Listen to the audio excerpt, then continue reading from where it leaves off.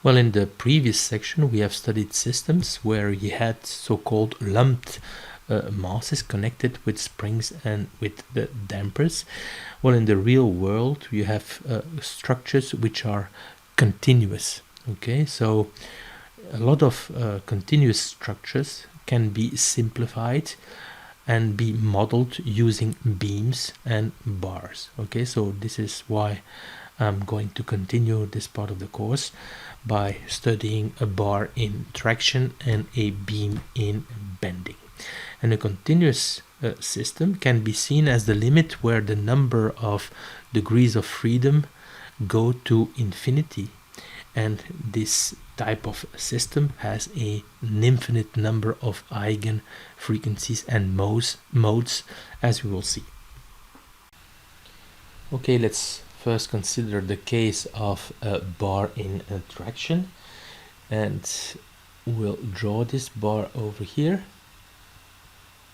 It has a certain length L, and this bar has a certain mass, and we'll consider, well, vibration, but in the longitudinal direction. Okay, this means vibration in this direction and not in this direction. This is very important that you see this. It's longitudinal vibration, and we'll call these vibration stress pulses, and they will be propagating in the bar, as I said, in longitudinal direction.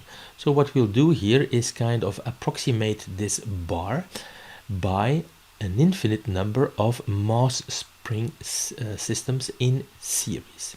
Okay, so here you have a drawing of our approximating system. Okay, and we'll assume that this bar can be approximated by a number of elementary masses with mass me, and that they are interconnected with springs which are massless and of unstretched length h.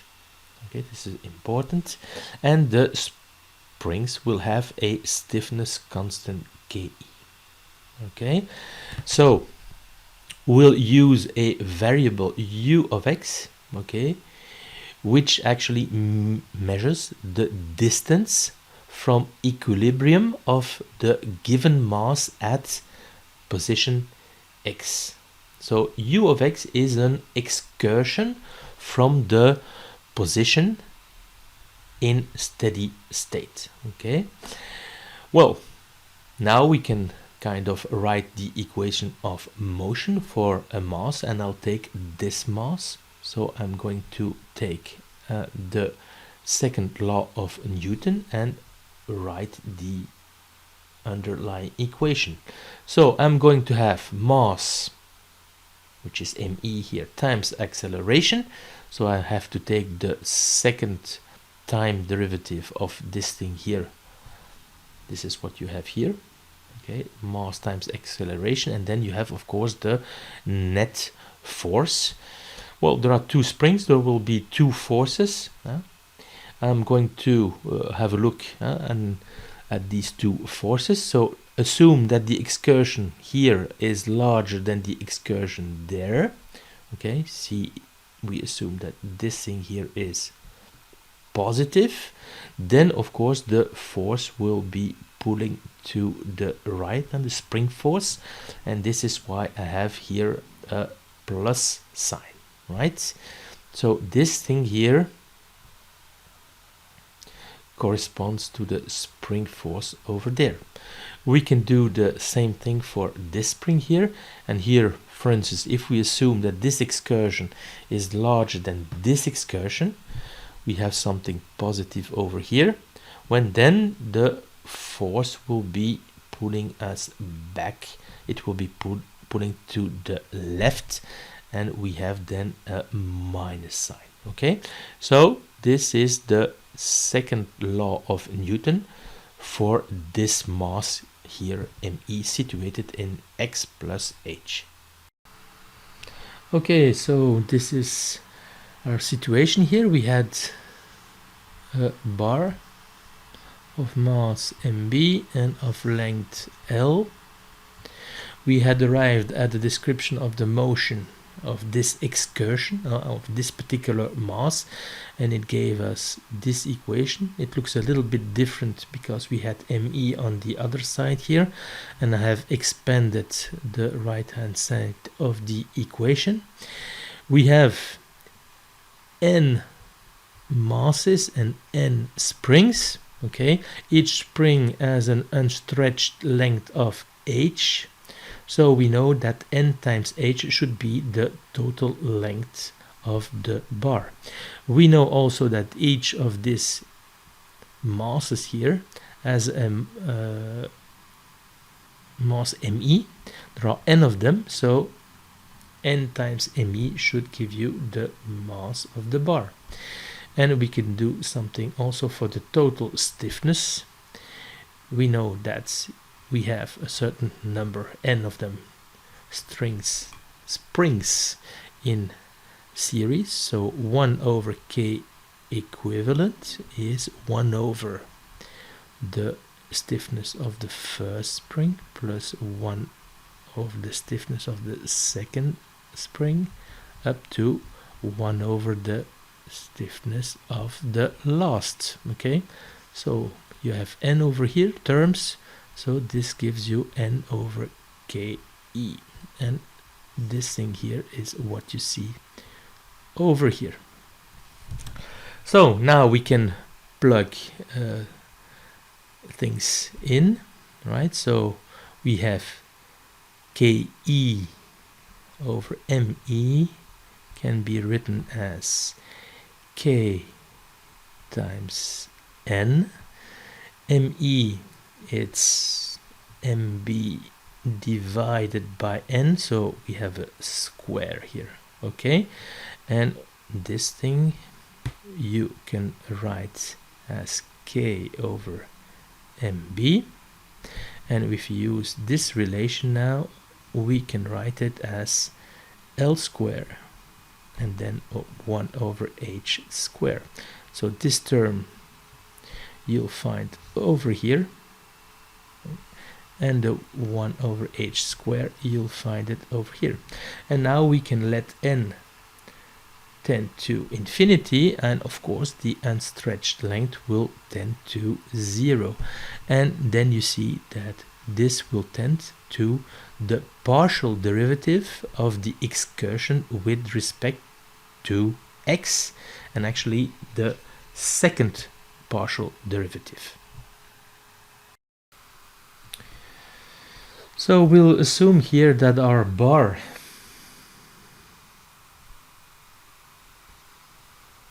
it has a certain section here which is A.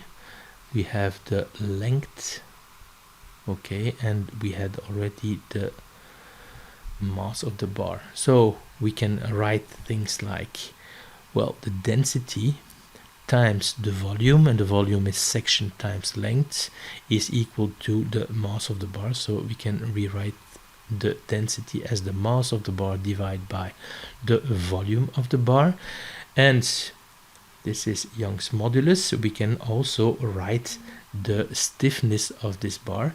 This is something that we've seen previously when we were talking about springs and spring stiffness when you're considering things in traction, right? So knowing K and knowing rho, okay, or MB, you can plug that in here, right? And we obtain at this equation, and this is maybe an equation that rings a bell. You've probably seen that in other courses, but it's called the wave equation, okay? And in the standard form of this equation, you see here a c square, and this is speed, okay? In this case, speed, the speed of the stress wave will be the square root of this quantity.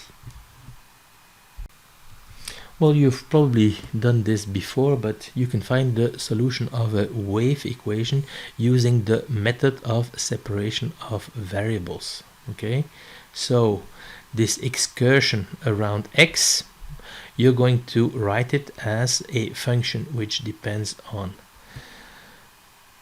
position and a function that depends on time. Okay, so if you plug this thing in here, okay, well, if you take the second time derivative, this does not depend on time, so you'll find it over here as a product.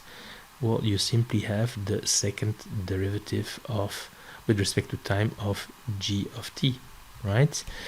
Well, you have the c square, obviously. Here you have only derivative, partial derivative with respect to x. This will not give any contribution, so you'll find it here as a factor, and you find the second partial derivative of x with respect to x, right? So this yields this solution, and well, you divide the equation by g of t and by f of x, and you obtained this thing here. Well, since the left side only depends on t, right, and the right side only depends on x, their common value must be a constant, and we'll call this constant a. So you can rewrite this. Okay, this thing here gives you this equation, and if you write equal to a, this equation here yields this equation, and this should ring a bell. This is an equation that we have encountered before.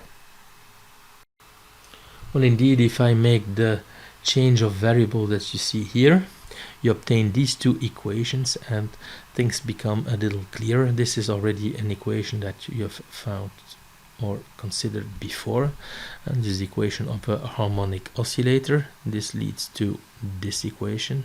Okay, this equation looks quite similar. There's a little difference here in the factor, and we take partial derivatives with respect to x. Okay, but you can easily see that the solution is given by this equation. So we have now f of x and g of t, and so we have also the solution of the wave equation, because it's simply the product as we had stated before. Omega is a natural frequency, r is what is called a wave number, and it's related to the wavelength that you have encountered before by this relation. There are four constants. The two constants that you find in the solution of g of t, well, they come from the initial conditions, okay, at time t equals 0, and there are also constants appearing in the solution f of x, and they come from the boundary conditions. This means what happens in x equals 0 or x equal L. Well, we have just seen that the longitudinal vibration in a bar can be described by a wave equation, and that the solution of this wave equation comes under this form. There are four constants, and these can be obtained from the boundary conditions. Here it should actually say boundary initial conditions, and from the conditions at time equal 0, so that's the initial conditions, right? We'll consider two cases here. The first one is a fixed bar, and this is what you see over here. We have seen that this bar is fixed on both sides, and we have a distance L here in between, and later on we'll see a bar that is attached only on one side, and that is free to move on the other side, but there is a mass m attached to it. So problem is similar, but the boundary conditions are different. So in the first instance, we'll put that in the fridge for later. Okay, so we'll consider this case here. the fixed bar, and you see that the boundary conditions are, of course, that in x equals 0 and at all times t you need 0 over here, okay, and 0 over here, 0 excursion, okay. Remember that we take the longitudinal vibration, so we take a small element here and we look at its vibration in the x direction, okay. And these two boundary conditions, well, they tell you that, of course, C1 has to be 0, otherwise it's going to give a component in x equals 0. That's not a problem. This one will also always be 0, and so whatever happens over here, the whole thing will be 0. As we have said, we need, of course, to impose C1 equals 0. So now we also need to impose this boundary condition. That's a boundary condition in L, and this tells you that this thing here in x equals L should also be 0, okay. So this tells you that R times L, well, should be an integer multiple of pi, okay. So n is an integer over here. Okay, R is the wave number, okay, and the wave number is the frequency divided by the speed and the stress speed in our bar, and we had seen that C was square root of the Young modulus divided by rho, okay. So if you plug that in, you obtain this equation here, and you see here that you have an infinite number of eigen frequencies. So indeed, this is the equation that we had obtained, okay. We see that we have an eigen frequency for each integer n, so this gives you an infinite number of eigenfrequency, one for each integer from 1 to infinity, okay. So we had seen that the boundary conditions on the wavelength had given us a condition R L is equal to n pi. We know that R is equal to omega over c. So this equation had given us the different natural frequencies. But now we are interested in the wavelength. So remember that R, which is the wave number, is 2 pi over the wavelength. If we put these two together, we obtain this relation over here. So now in this relation, we can isolate lambda and write it as a function of n. And this gives us the wavelength as a function of n, integer from 1 to infinity. This is consistent with what we had seen before. Indeed, the frequency is speed divided by wavelength. So in our case, it will be Cn over 2L.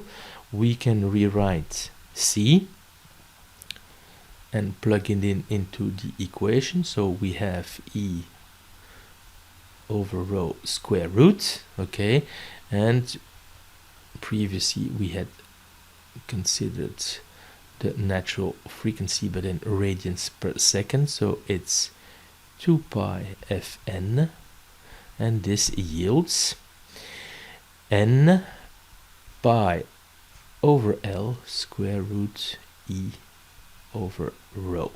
Okay, so this is indeed what we had obtained earlier.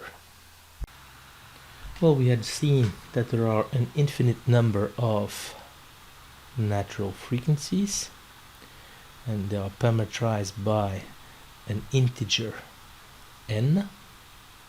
which takes values 1 to infinity. And the wavelength, well, it's parameterized by the same integer, and you have 2L over n. Let's take the first integer, n equals 1, and this leads to the fundamental frequency and the fundamental mode, or the first natural frequency and the first mode. If we look at the wavelength with n equals 1, this gives us a wavelength of 2L. And I've kind of drawn you the wavelengths, okay? So over the length of the bar you have half of the wavelength.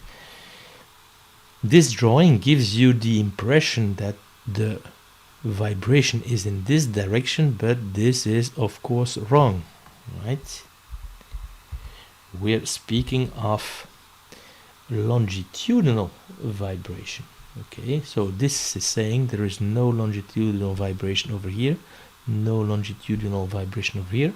It's kind of normal because these two points are fixed, but this tells you that over here the longitudinal vibration is at its maximum, and it occurs at this natural frequency. Well, it's now possible to take n equals 2, okay, and this leads to the second harmonic frequency, which is over here, and the corresponding wavelength, which is exactly the length of the bar. Okay, so we knew that, of course, it's always the same, that these points are fixed, but with the second mode, this point here in the middle here is also fixed, so there is no longitudinal vibration at this harmonic frequency.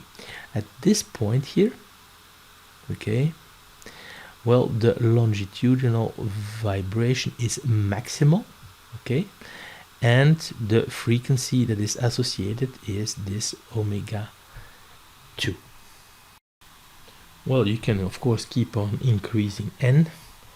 I'm reassuring you we'll stop with n equals 3, but for n equals 3 we have this third harmonic frequency and the corresponding wavelength, and at the mode corresponding to this harmonic frequency, this third harmonic frequency, there are now 2 points where the longitudinal vibration is 0.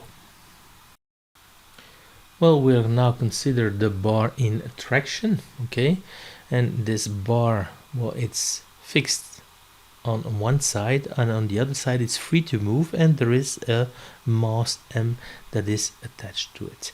Well, the boundary condition here in x equals 0 is kind of obvious. This is the same as we had before, and just as before we impose c1 equals 0. So now we need to find the boundary condition in x equal L, and this is not so easy. So we have to return to our discrete chain of masses, and we assume that there are n masses, right?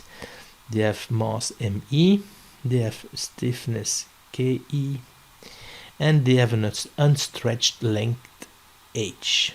Okay, and so it looks like that. And previously what we had done, we had written down the equation of motion of this particular mass. Well, to find the boundary condition, we are now interested in the last element here, okay, at position x equals L, and this is the excursion in x equals L. Okay, and this last element, well, it has mass m, okay, plus me, because there is one little particle mass that you should add, right? So we can now look at the equation of motion. We write the second law of Newton, as we have done so many times.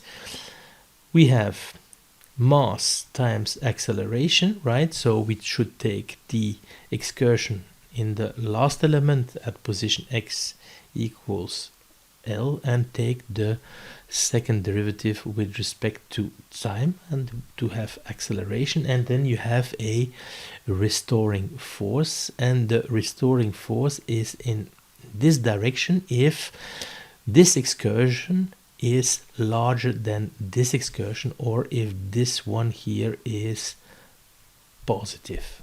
Okay, then you have a restoring force and a sign, minus sign. Okay, we can rewrite it a little bit differently. We put an h here and an h over there. H is the unstretched length of our spring, right? And as before, we'll make these assumptions. Okay, since we are assuming that there are n elementary masses, okay, that have been used to model my bar.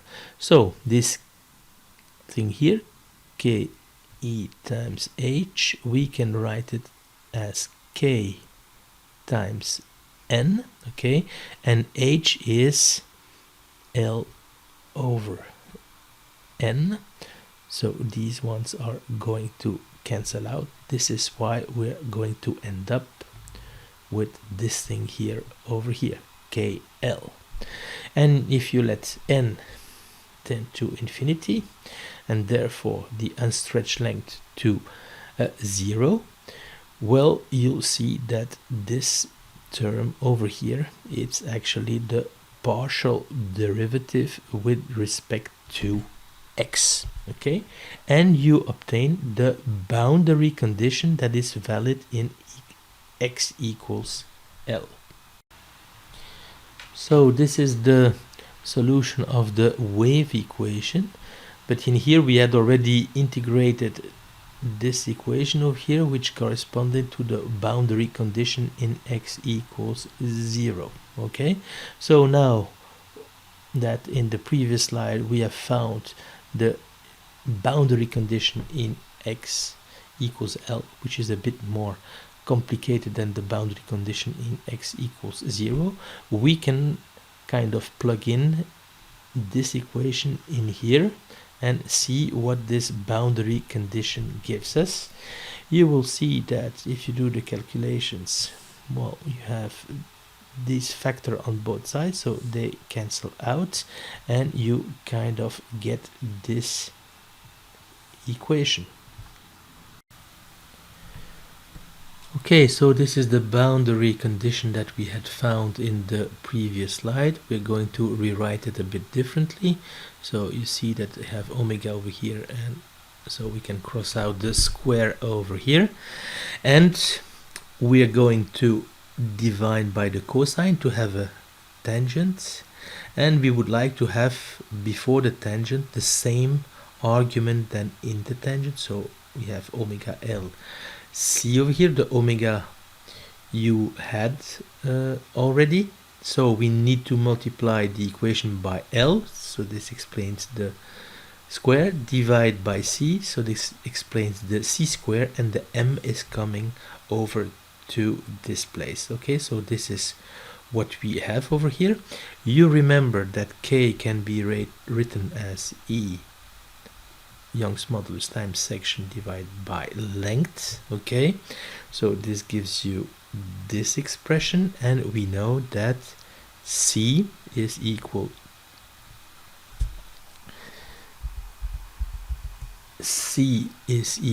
to square root of E over rho. So this means that C square is E over rho. If you plug that in here, you have this thing here. This is the volume of my bar times the density, so this is the mass of the bar. So we now arrive at a very neat little equation, okay, which is this one here, and every solution of this equation the unknown being omega, leads to an eigenfrequency of this bar of mass mb carrying a mass m. Okay, and there will be an infinite number of solutions, just as we had in the bar that was fixed on both sides. So we are considering the case of a bar, okay, which has a certain length here, L. It has a certain mass mb, and there is a mass attached to it, m. And we've seen that all the eigenfrequencies, there are an infinite amount of them, they are the solution of this equation. Okay, so this system we have been considering previously, but in the case where mb was very small and could be neglected, it was much smaller than m, and we had obtained the result, and it would be of course very good that the solution that we have in this case using the wave equation corresponds to this solution that we have seen previously. So if mb is much smaller than m, this is a very small number, so we'll have tangent, let's call it gamma, will be something small. Okay, so if the tangent gamma is small, it means that gamma is small also. Then we can make the approximation tangent gamma is approximately gamma. So in our equation over here, which is equal to mb over m, we're going to replace tangent gamma by its argument. So we're going to write tangent as approximately omega L over C. Okay, so this leads us to this equation here, and we'll be able now to construct the natural frequency. Okay, so how do we arrive at this term here? We know that mb is rho times the volume, AL. We know that C is equal to square root E over rho, or C square is E over rho. If you plug that in here, you arrive at this expression over here. Okay, so now we can kind of isolate omega square from this equation, and this leads us to this relation, and you know that this is here the stiffness. So indeed we find the relation that we had found earlier. So we see that our result with the wave equation is indeed consistent with what we have found earlier. So we'll now concentrate on the first eigenfrequency when the mass is not negligible. And this is also something we have been doing before. We saw that when the mass is not negligible, and the mass of the bar, well, you should actually work with an equivalent mass, which is the original mass, right, plus the mass of the bar divided by 3. Okay, so using the ratio mu, which is mb, mass of the bar, divided by m, we can kind of rewrite these two equations to something that is like that.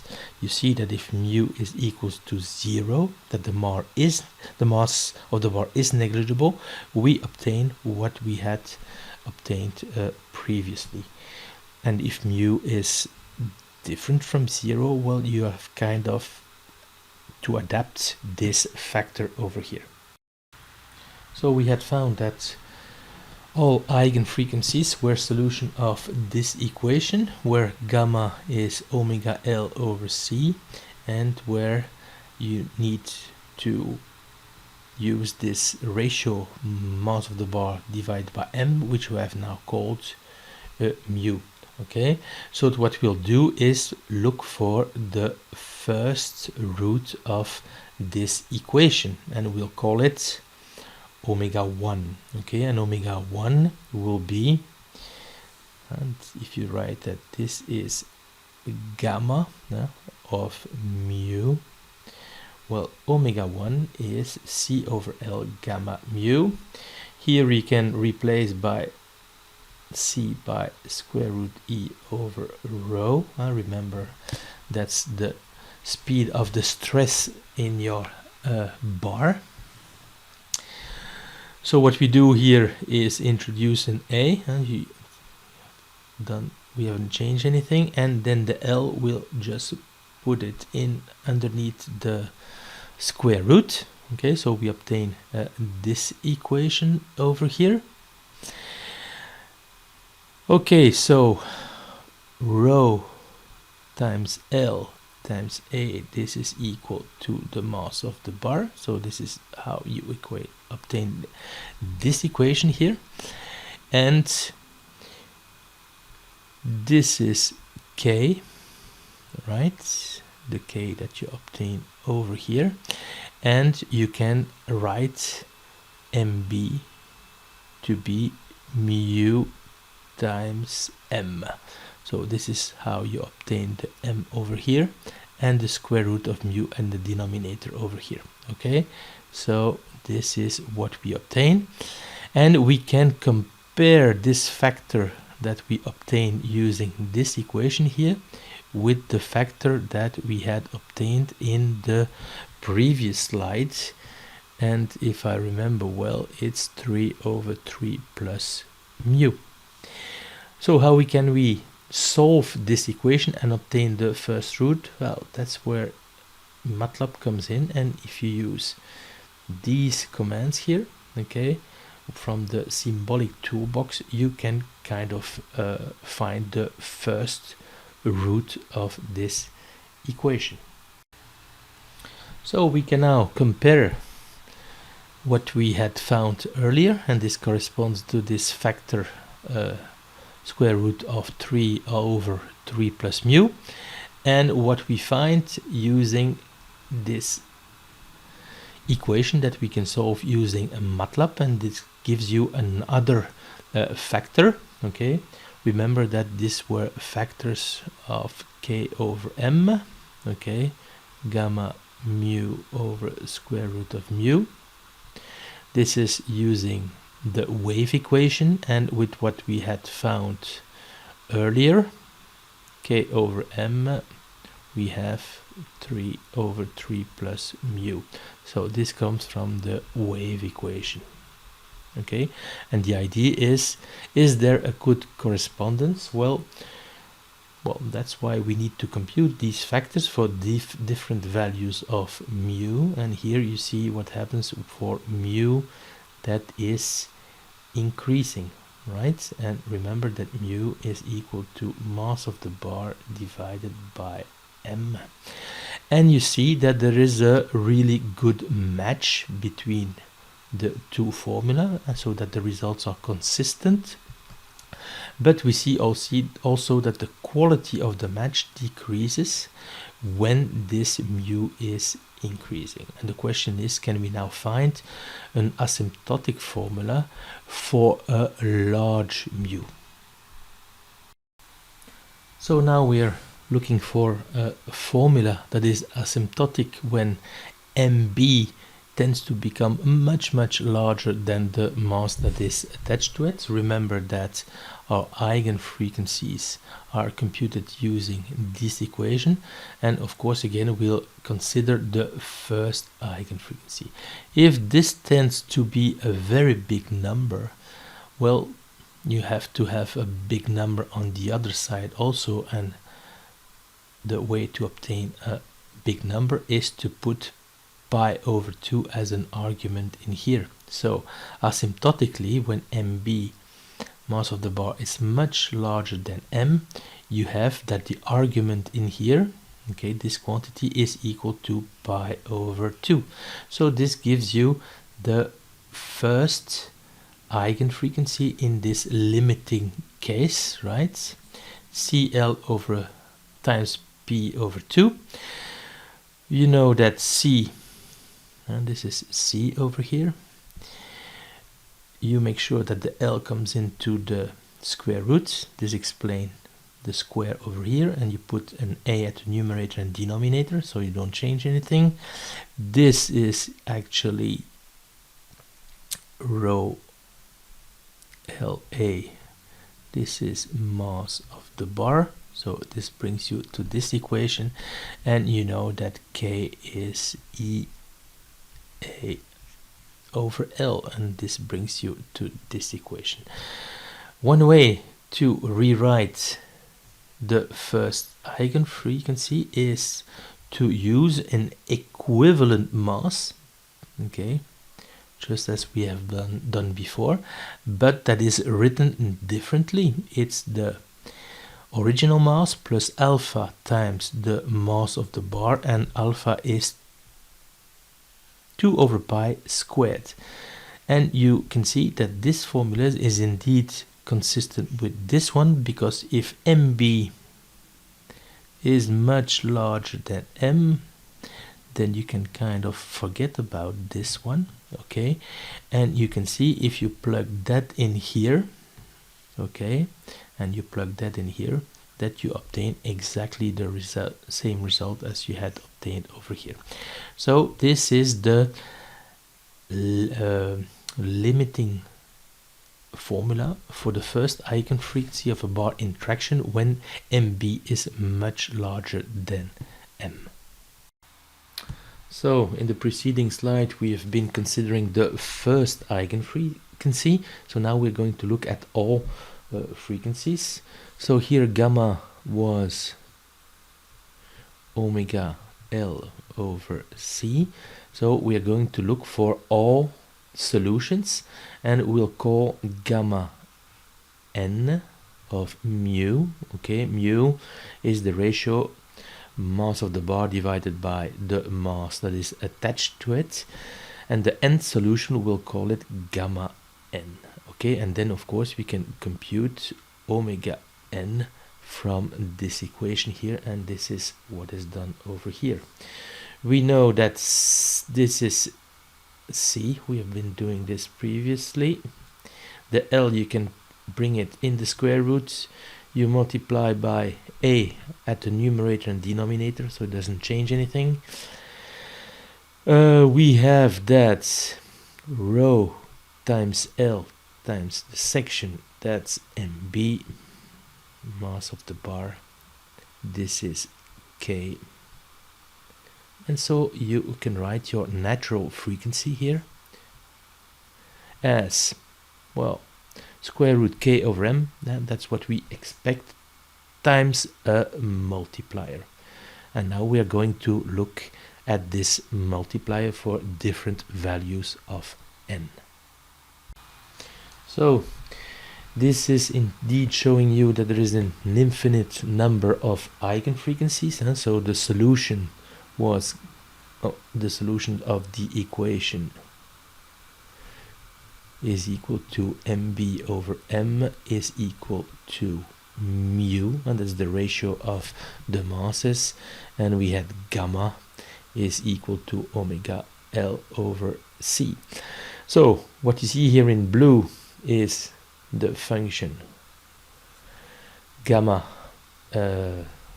tangent of gamma, and here we have mu, okay, so you see that if you change the value of mu, well, you have different solutions. For this value of mu, well, you have solutions over here, over here, over here, etc. So these are the gamma 1, gamma 2, gamma 3, and so on, and from these you can compute omega 1, omega 2, etc. okay, and this is done using this equation here. So we'll compute the eigenfrequencies in a case where mu is equal to 0.01, so the mass of the bar is 1% of the mass that is attached to that. Then you can compute the gamma n, okay, the solutions of the equation gamma tangent gamma is equal to mu, and from that you can compute the natural frequency. And as usual, we're going to write it as, well, kind of what you expect times a multiplying factor. If you do that, this is what you obtain for n equals 1, 2, 3, and 4. So these are the exact solutions that are obtained from the wave equation for this particular case where mu is 0.01. Okay, so we've seen that the system has an infinite number of eigenfrequencies and associated eigenmodes. We know that the excitation has only, very often at least, limited frequency bands.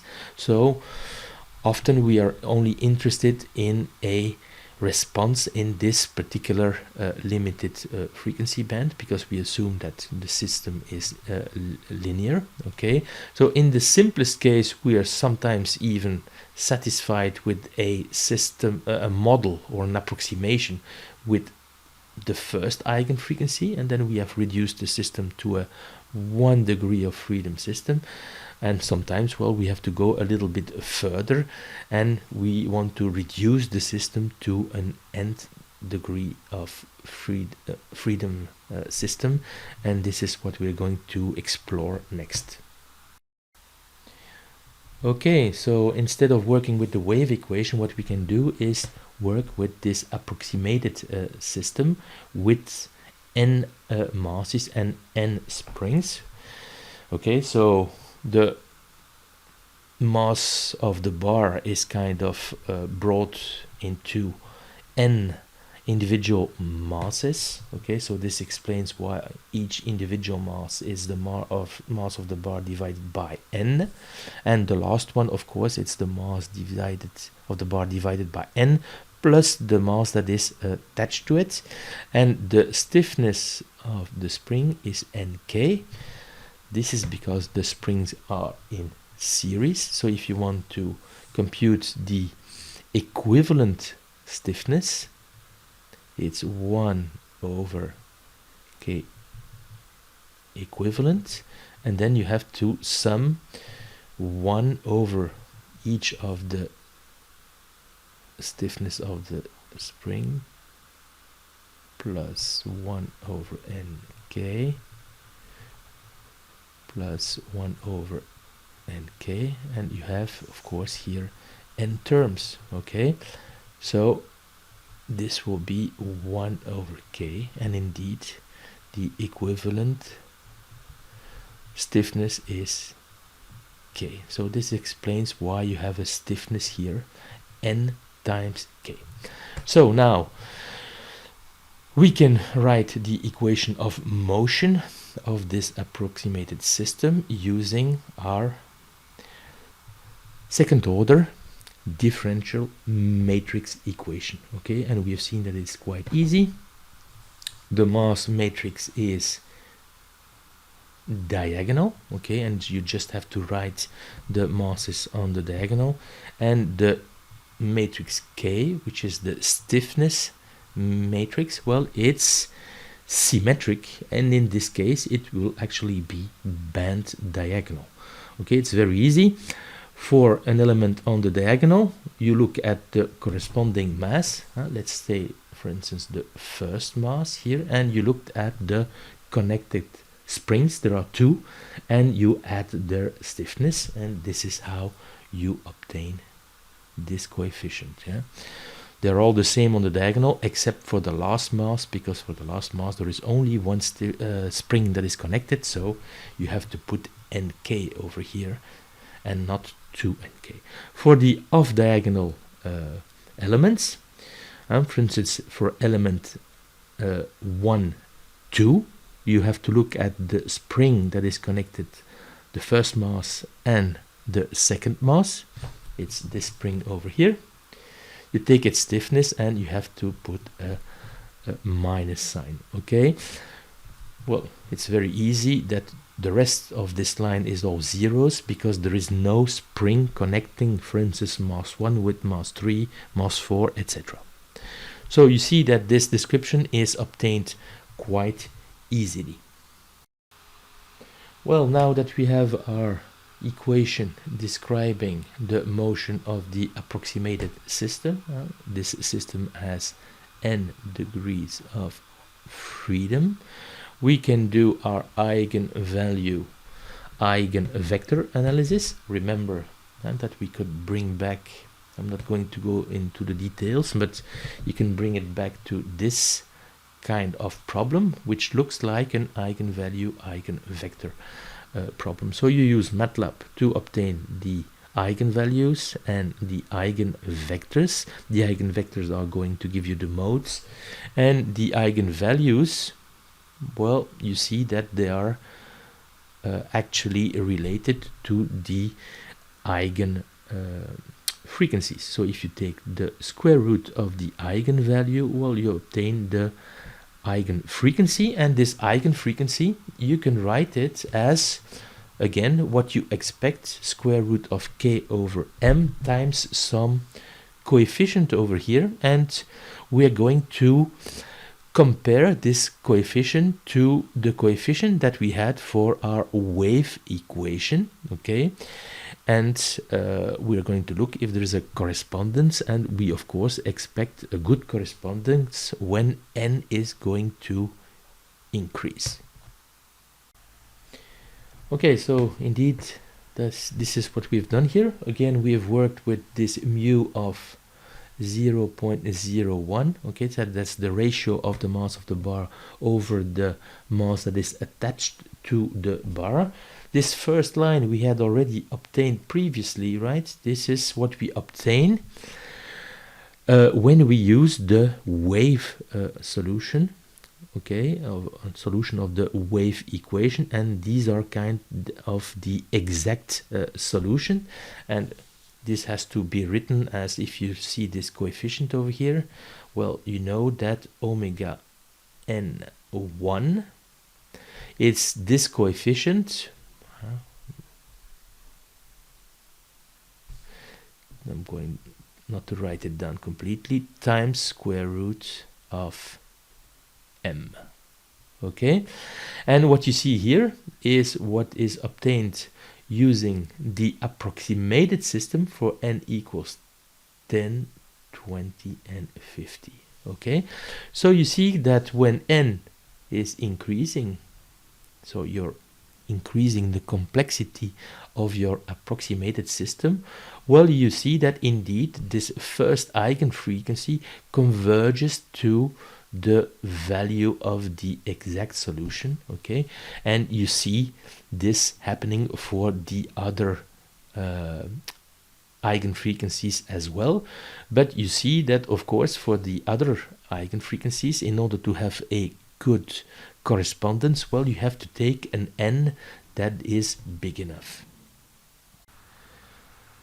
So what you see over here is the code that is used to generate these coefficients in the approximated solution, yes, and we can visualize things in a body diagram. I've shown here only the magnitude. So what you see in blue is the exact response, and this is the response that is obtained using, well, the response of the wave equation, and here you see also what you obtain using an approximation with n equals 6, and so you approximate the system by a 6 degree of freedom system.